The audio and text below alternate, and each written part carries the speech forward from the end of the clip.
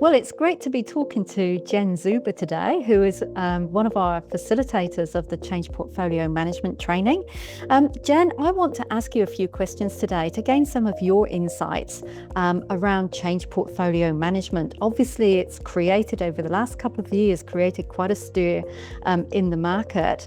One of the questions I have for you is, what impact has CPM, Change Portfolio Management, had on your own practice? I think when I look at the practice that I've led over, the last, say, 10, 15 years, I've started to work on bigger and bigger and bigger stuff, as you do, as your career advances.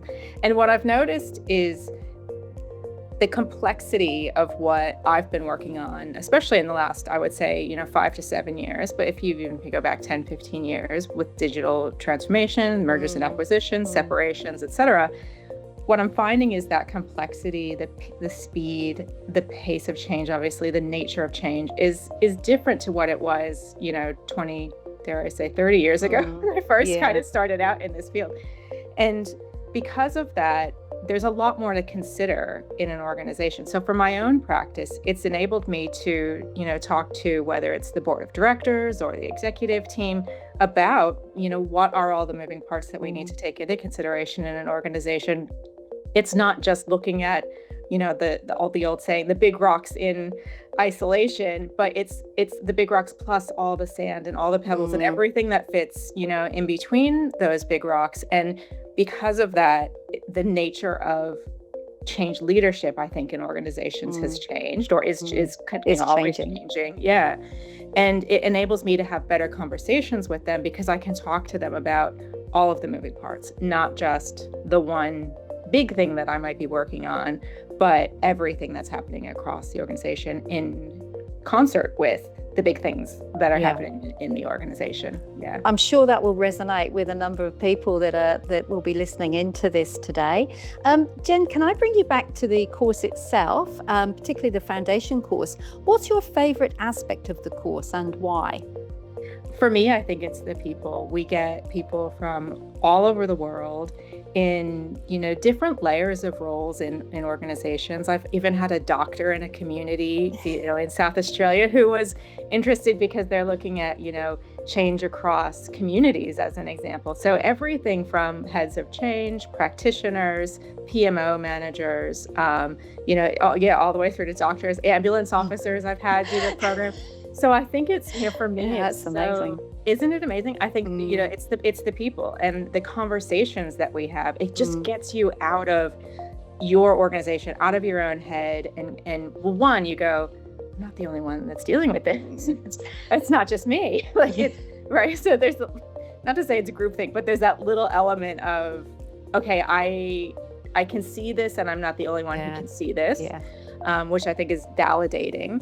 It stretches your brain, and the conversations stretch your brain, and that's what I love about it. I love seeing people from across different cultures, across different countries, across different levels and types of organizations coming together, learning together, but really sharing. Well, I just did this and that worked in my organization, and sharing ideas and sharing tools and all that kind of stuff. It's the nature of the change community, I think, naturally, but it really comes to fruition in the program itself. So that's what I love, the people. Fabulous. And what about the profession? How does change portfolio management contribute to the change profession, do you think? I think it's the next, iteration. It's the next evolution of where the profession is going. If you look at where we've come from over the last, 20, 30, 40 years, the nature of change has changed. And the way that we approach it as a profession, we now need to think about what are all of those moving parts. So it enables practitioners to, come at it from a perspective that's not just their own, personal objectives of delivering something really well into an organization in isolation, but it's looking at how do we deliver enterprise change. If you're here and you need to get to here and then keep going, what does that evolution look like in an enterprise context? And I think that evolution of change management as a profession is where we're going. There's lots of talk of democratization of change and everybody should be a change manager, and I understand that, but also at some point you need to be able to look at the sum of all of the parts together. And and I think that's where this really comes into really comes into its own and really helps with that evolutionary piece. They're quite exciting for the profession.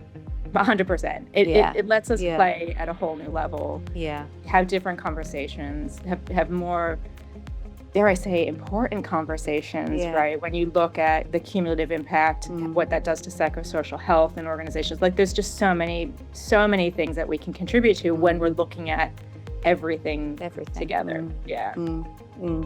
Well, thanks for that, Jen. I wonder, what advice would you give to someone who's considering doing this training? I mean, the obvious one is just do it. But the reason I say that is because it stretches your thinking. It gets you out of your own head and helps you put structure, put language around what you might be feeling as a practitioner or as a head of change or as a delivery leader. And it lets you have conversations that are more informed with people because you're coming at it from a more informed place in your own brain. So I say just do it, because the process of, I say, I've said a couple times, it stretches your brain. Like I often introduce the course, I'll say, like, we're going to kind of crack your brain open. We're going to put a whole bunch of stuff in it and we're going to talk about that, mix it around, and you're going to come out and you're going to be like, wow. Like, right. And that's what happens though. That's what happens. That's what people tell us happens. So and spot on, Jen. Right. And so few courses out there really stretch your thinking.